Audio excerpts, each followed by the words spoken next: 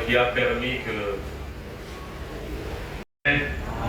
Est-ce qu'il y a de la joie au milieu de nous? Amen. Je voulais vous dire pourquoi est-ce que nous allons acclamer. Nous sommes au mois de décembre, n'est-ce pas?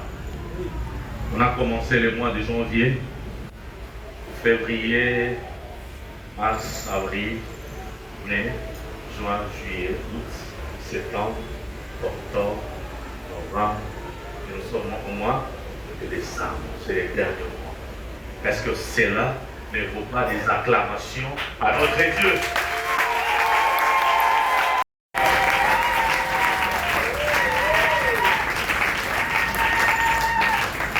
Que Dieu nous invite et que nous puissions nous tenir devant vous. Nous remercions également le pasteur, notre berger, ainsi que tout son collège. Et nous vous remercions également de faire chaque jour que Dieu bénisse. Bien-aimés dans le Seigneur, nous sommes en train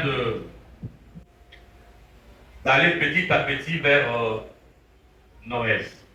Amen. Et on a commencé déjà de parler de Noël.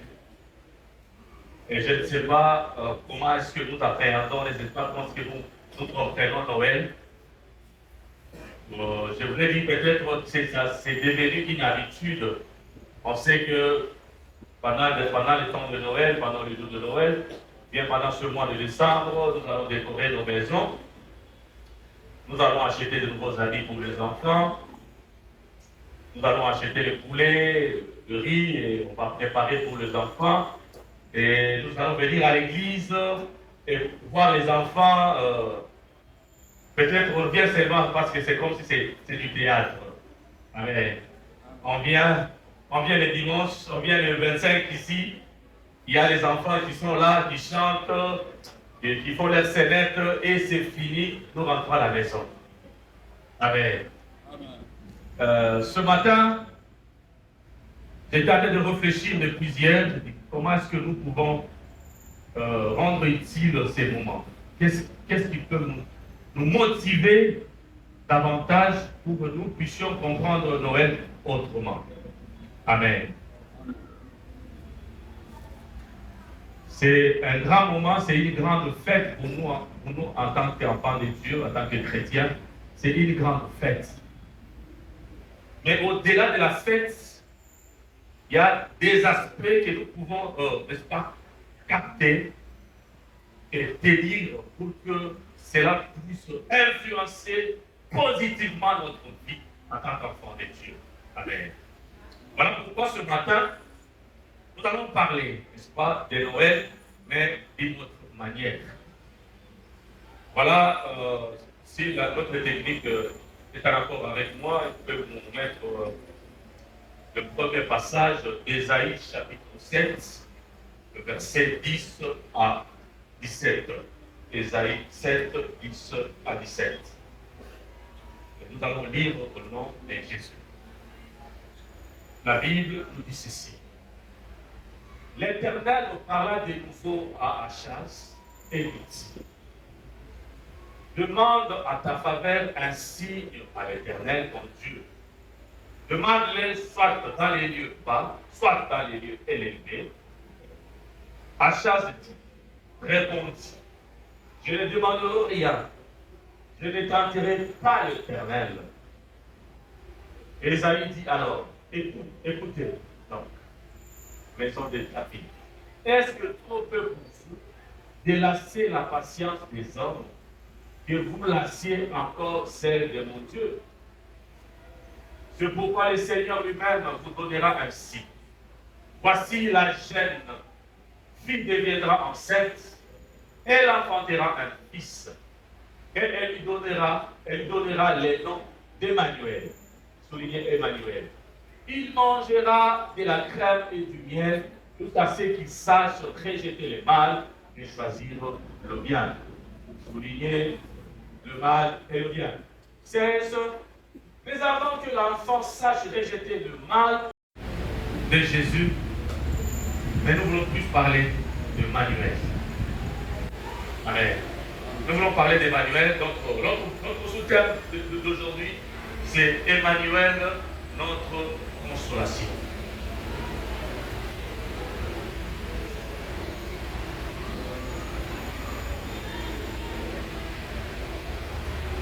Si on peut encore nous balancer Ésaïe chapitre 9, verset 1 à 6, rapidement. Ésaïe 9, 1 à 6. C'est dans une période où Juda était en train de passer des moments très difficiles. Le pays était divisé. Il y avait la famine.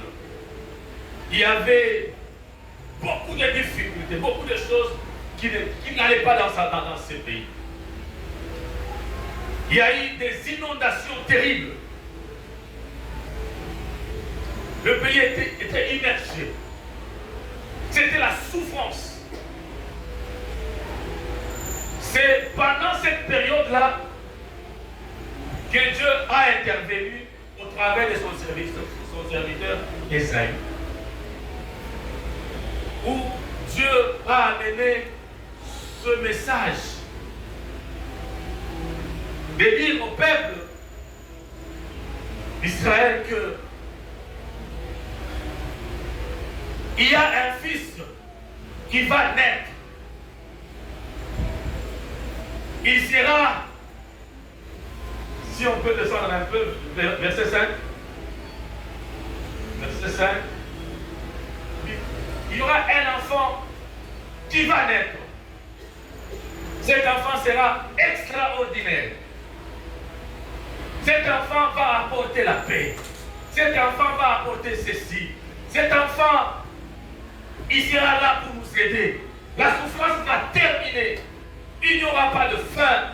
Il n'y aura pas ceci ou cela. Il n'y aura plus de difficultés. Alors le peuple qui était dans la souffrance, quand ils ont entendu ce message, il y en a ceux-là qui ont cru. Il y en a ceux-là qui n'ont pas cru à cela. Il y a même ceux-là qui ont commencé à dire que cet enfant-là, c'est l'enfant d'Ésaïe. Ils disaient que c'était l'enfant d'Ésaïe. Pareil. Il ne passait pas à Jésus-Christ. C'est comme aujourd'hui, bien aimé dans le Seigneur. Tu peux passer des moments très difficiles, peut-être que tu passes des moments très difficiles. Bien depuis que l'année a commencé, tu passes des moments très difficiles. Les choses ne vont pas très bien. Il y a ceci qui bloque, cela bloque. Mais on vient, quelqu'un vient te dire que le Seigneur m'a dit. Amen. Le Seigneur m'a dit que ta souffrance là va terminer bientôt. Tu auras la joie. Tu auras ceci. Les portes vont s'ouvrir. Les finances vont s'ouvrir. Ceci ou cela. Qu'est-ce que vous allez ressentir dans votre cœur? Amen. Si c'est réellement le message est venu de Dieu, vous allez sentir un apaisement, un soulagement dans votre cœur.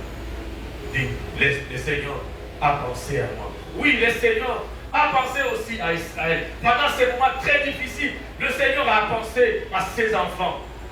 Il a dit qu'un enfant viendra. Il viendra vous consoler. Il viendra consoler votre pays. Il viendra consoler vos cœurs. Et ce matin, c'est le même message que je vous apporte, bien aimé, dans le Seigneur, qui est là ce matin. Le Seigneur, il est là pour nous consoler. Noël, c'est Jésus-Christ. Noël, c'est Emmanuel. Il est là pour nous consoler. Quand nous pensons à Noël, pensons à Jésus qui vient pour nous consoler. Comme à Israël, les choses étaient très difficiles.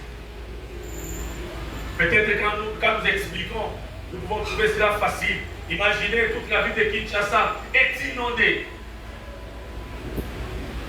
Il y a même un commentaire qui dit l'eau est arrivée jusqu'au niveau de cou, juste pour laisser la tête, pour respirer. Quelle souffrance! Imaginez quand l'eau est inondée, les boutiques sont inondées, les dépôts sont inondés, il n'y a pas assez à manger, c'est la souffrance. Mais c'est pendant cette période-là que le Seigneur a choisi d'amener ce message au peuple d'Israël et leur dire, voilà, il y a une lumière qui est là. Alléluia. On voit la lumière, c'est quand on est dans les ténèbres, n'est-ce pas? Quand on est dans les ténèbres, si on voit une petite lumière là-bas, ça, c'est la lumière. Amen. Peut-être que tu as passé toute une année. Peut-être que tu as passé beaucoup de temps dans l'obscurité, dans les ténèbres. Il y a beaucoup de choses qui ne semblent pas aller. Ce matin, il y a un message de réconfort. Ce message est pour nous ce matin. Jésus-Christ, qui est notre Emmanuel. Emmanuel veut simplement dire Dieu est avec nous. Amen. Dans les chants que nous venons de chanter ici, on dit Dieu s'est révélé parmi nous. Il s'appelle Emmanuel. Alléluia. Notre Dieu est extraordinaire. Il est tellement bon. Il est tellement merveilleux. Bien-aimés, ne soyons pas découragés par n'importe quoi. Peut-être que tu passes des moments très difficiles.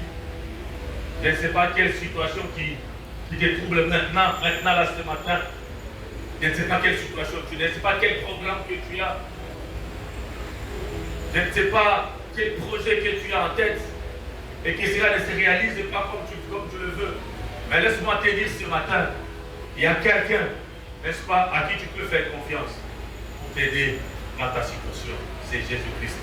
C'est Emmanuel qui est au milieu de nous ce matin. Je voulais juste te réconforter, bien-aimé.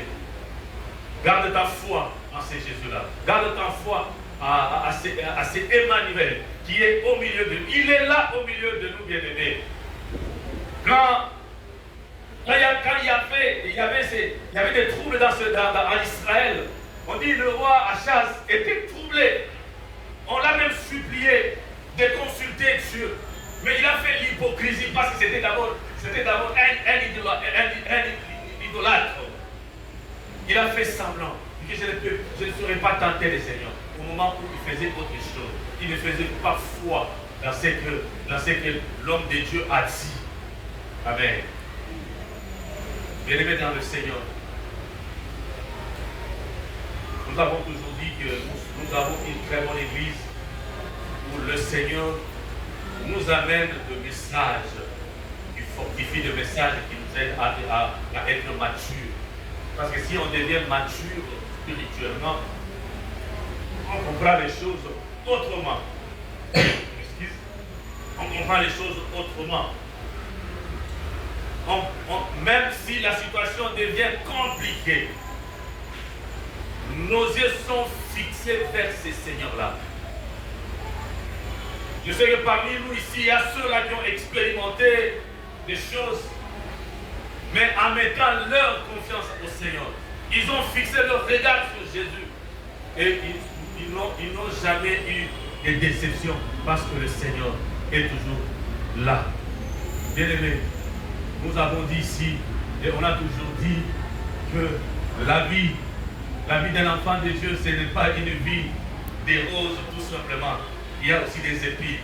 Mais l'objectif, c'est de fixer le regard sur Jésus-Christ. Amen. Notre objectif, bien-aimé, c'est qu'un jour, nous puissions rencontrer notre Dieu. Ce monde passera. La souffrance ici passera. Mais ces jours-là, nous serons avec notre Dieu.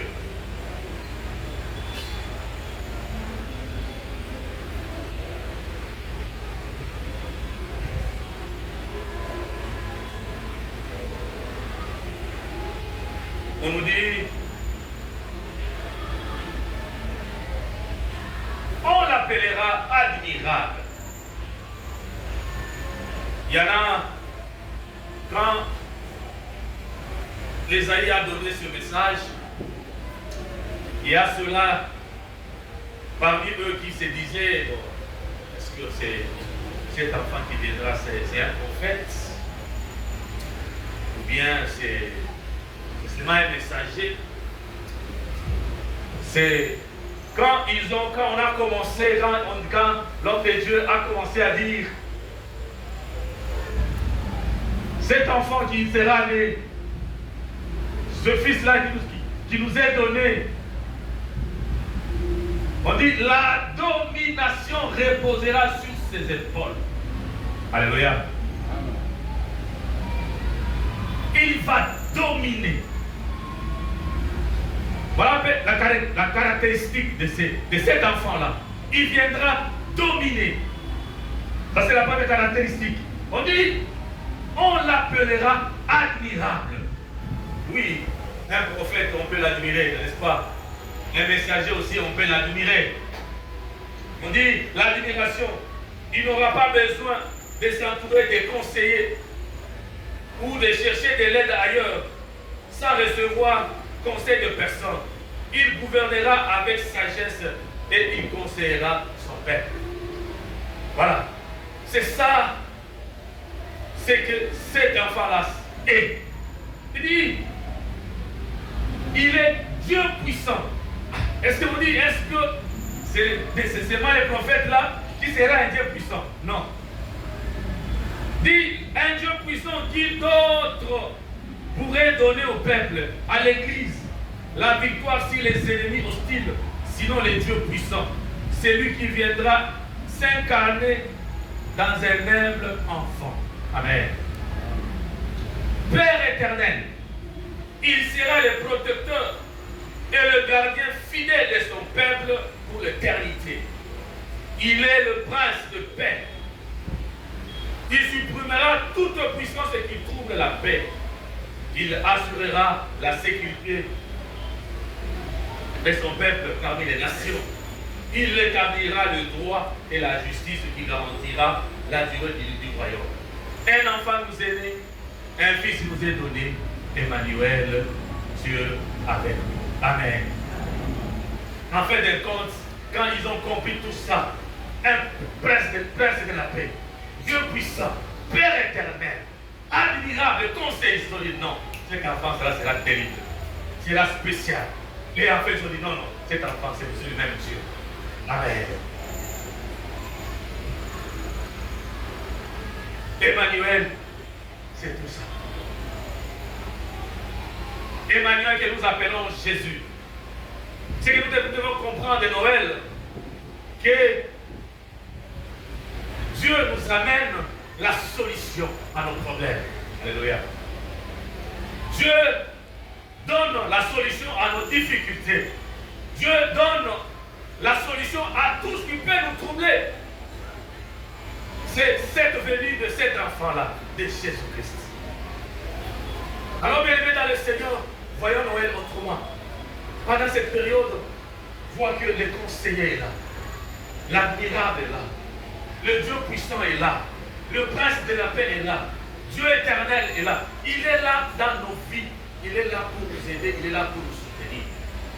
J'espère que pendant cette période, nous devons comprendre les choses autrement et nous laisser entre les mains de Dieu, dire au Seigneur, Seigneur, cette année, l'année a commencé pas comme je le voulais, peut-être jusqu'à maintenant, jusqu'à aujourd'hui, peut-être les choses ne sont pas comme nous l'avions voulu.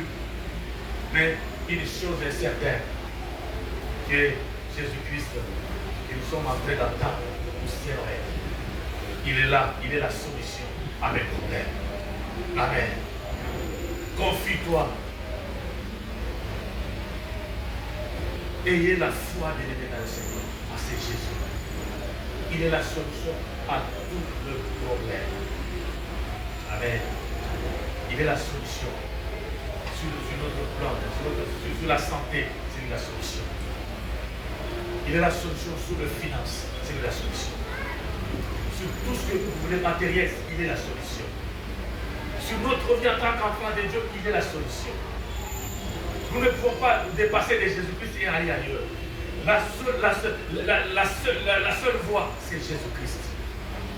Amen. On dit qu'il est la lumière. Même si les ténèbres, on dit les ténèbres ne régneront pas toujours. Jésus-Christ est cette lumière-là qui est venue éclairer les ombres, tous ces ombres noires, n'est-ce pas, tous ces ombres noires qui persistent encore dans notre vie. Jésus-Christ est là pour les éclairer, afin que notre vie soit clean, que notre vie soit propre et claire. Alléluia. Il est là ce matin, Jésus-Christ. Je ne sais pas qu'est-ce qui te tourmente ce matin. Je ne sais pas qu'est-ce qui t'affaiblit ce matin. Quelle est la situation que tu traverses? Quel est le problème de tourmente ce matin? Confie-toi à Jésus. Confie-toi à Jésus.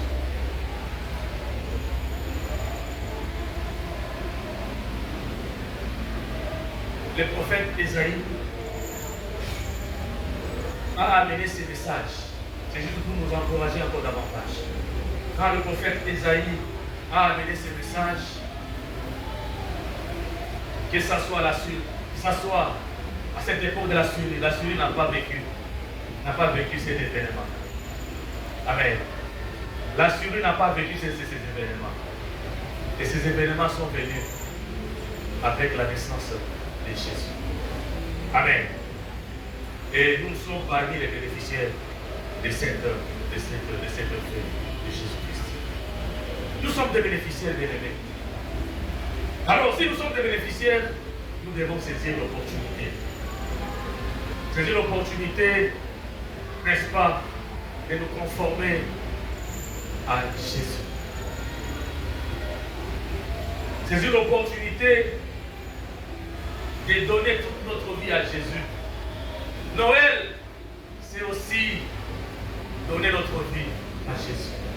Parce qu'il est venu pour nous sauver. Amen. On dit, il est le sauveur. Il est venu nous sauver. Alors, ne résistons pas. Ne soyons pas des hypocrites comme le roi Achaz. Lui qu'on a interpellé de consulter Dieu. Il a fait semblant, il a dit que je ne saurais pas tenter le Seigneur. Et il fait autre chose en dehors de la volonté de Dieu. Amen. Et je me reste ce matin, nous qui sommes là ce matin, saisissons cette opportunité et laissons Dieu diriger notre vie. On dit, Jésus-Christ, il est venu vaincre un adversaire encore plus puissant que les Assyriens. C'est Satan. Jésus est venu maîtriser nos ennemis. Tout ce qui pouvait nous entourer et nous faire du mal. Jésus-Christ est là pour le maîtriser. Amen. Des fois, nous dormons sans savoir ce qui se passe autour de nous. Inconscient. Mais il y a quelqu'un qui ne dort pas. Il y a quelqu'un qui veille toujours pour nous protéger. Il est là. Amen. Si réellement nous nous confions à lui et nous avons sa protection. Et c'est ça la condition.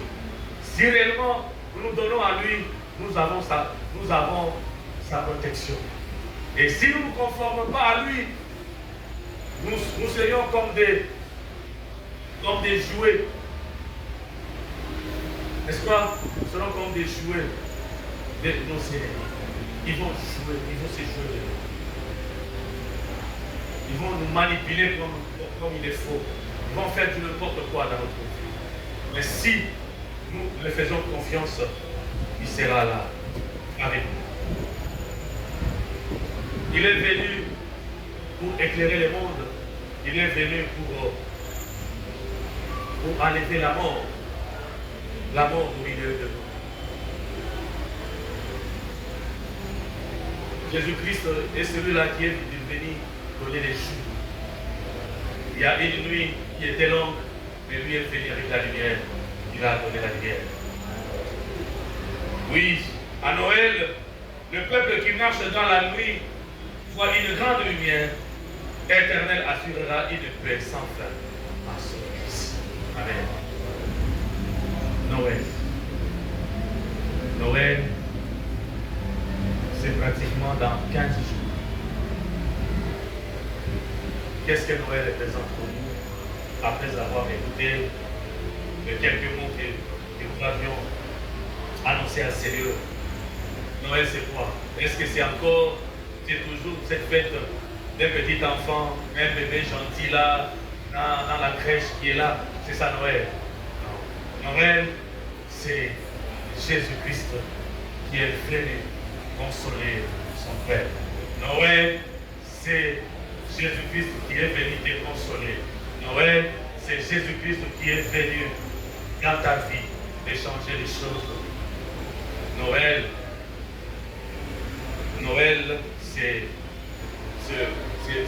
c'est la venue du roi de rois. C'est la venue du conquérant. C'est la venue du Dieu puissant des conseillers. C'est la venue du prince de la paix. Jésus-Christ est venu, n'est-ce pas, abolir l'obscurité et amener la lumière. Et pendant cette période de Noël, nous devons comprendre qu'il y a quelqu'un qui doit nous aider, quelqu'un qui doit être avec nous dans chaque détail, même dans tout le petit détail de notre vie. Nous devons associer Jésus-Christ. Amen. Nous devons faire les choses autrement, contrairement au roi Achaz. Nous devons faire les choses avec Dieu. Ne faisons pas les choses comme on les dit, comme vous, bien nous qui parlons français, près de toi, les ciels t'aidera. Non, bien aimé. Laisse Jésus nous aider. Laisse Jésus nous soutenir. Marchons avec Jésus. Il y a ceux-là qui disent, non, tu as en toi les ressources nécessaires. Ça, ce sont les Français. Tu as en toi les ressources nécessaires. Tu as des l'énergie, tu as tout. Oui, nous pouvons avoir toutes ces choses-là. Mais sans être accompagnés, sans être conduits par Jésus-Christ, nous sommes bien. Amen. Noël n'est pas la fête des capacités humaines. Mais Noël, c'est Jésus-Christ qui règne. C'est Jésus-Christ qui nous soutient. Pour voir la lumière, il faut d'abord reconnaître l'obscurité dans laquelle nous sommes plongés. La profondeur du péché qui est enracinée en nous. La puissance de la mort qui nous entraîne et nous opprime. On appellera son nom Emmanuel, ce qui signifie Dieu avec nous. On va nous lire dans Matthieu chapitre 1, le verset 23. Premièrement, le nom Emmanuel montre qu'il est descendu du ciel sous forme humaine. Là, nous pouvons lire dans Philippiens chapitre 2, verset 7, Romains 8, 3, Psaume 7, 11, Romains 5, 1, 2 à 10. Et deuxièmement, le nom Emmanuel signifie qu'il est accessible. Amen. Il n'est pas comme d'autres rois. Pour voir le roi, tu dois passer dans beaucoup de barrières. Il y a beaucoup d'obstacles pour atteindre le roi. Mais notre roi, il est accessible à tout moment. À 5 heures, à 6 heures, à 7 heures, à 8 heures, à 12 heures, jusqu'à minuit. Jusqu'à ce que tu vas aller dormir, il est accessible. Même si tu n'as pas de sommeil, tu peux te réveiller, tu peux le consulter, il va te recevoir, il va t'écouter. C'est ça notre Seigneur. Donc Emmanuel, c'est Dieu parmi nous. Il est permanent. Il est là dans nos vies. À chaque fois que nous avons besoin de lui, il est là. Le peuple qui marchait dans la nuit, voit une grande lumière. Un enfant nous aide. Il régnera sur son empire. Il régnera sur ta vie.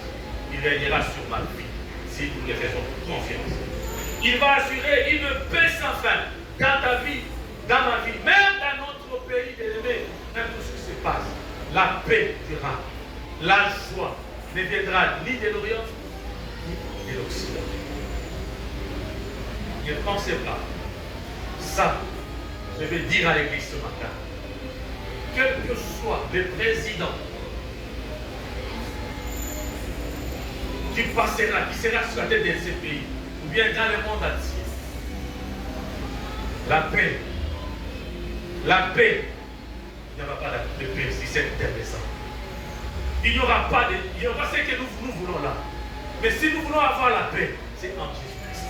Amen. Il nous dit de ne pas nous confier à l'homme, mais nous devons nous confier en Dieu. Nous sommes pendant cette période de turbulence politique. Je sais, dans le cœur, il y a des tendances, il y a des choses. Mais laisse-moi vous dire ce matin, la paix et la joie, la grande joie ne viendra pas de cet homme-là qui est dans ton cœur, que tu vas porter. Mais la paix, la véritable paix, viendra de notre Seigneur Jésus-Christ.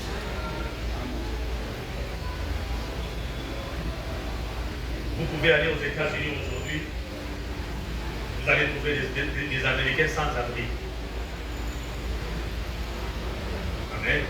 Vous pouvez aller en Europe aujourd'hui, il y a des SDF en Europe. Il y en a. Donc la vie, en réalité la vie, c'est en Jésus-Christ. Et c'est comme Christ en Jésus-Christ. Il garantit et donne à son Église un avenir éternel. Emmanuel, Dieu est avec nous contre consolation, contre joie. Que Dieu bénisse sa parole.